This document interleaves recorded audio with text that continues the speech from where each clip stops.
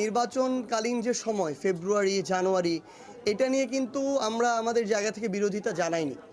কিন্তু আমরা আমাদের জায়গা থেকে জনগণের প্রত্যাশাটা তুলে ধরেছি। আমরা বলেছি যে মৌলিক সংস্কারগুলো যদি না হয়,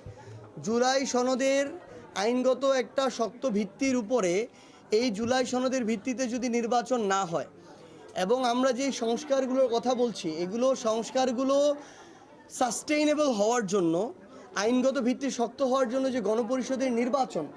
একই সাথে নির্বাচন উইথ গণপরিষদ, এই গণপরিষদ নির্বাচনটা যদি না হয়, এত বড় যে একটা গণহত্যা হলো, এটার যদি আমরা ন্যূনতম বিচারিক প্রক্রিয়ার দৃশ্যমান রায় আমরা না দেখতে পাই, তাহলে আপনি যেই সময়সীমায় বলেন না কেন, সেই সময়সীমা এটা জনগণের আকাঙ্ক্ষার সাথে প্রতারণা। আমরা আমাদের জায়গা থেকে এটা মনে করি। তাই আমাদের জায়গা থেকে স্পষ্ট যে বার্তা, যে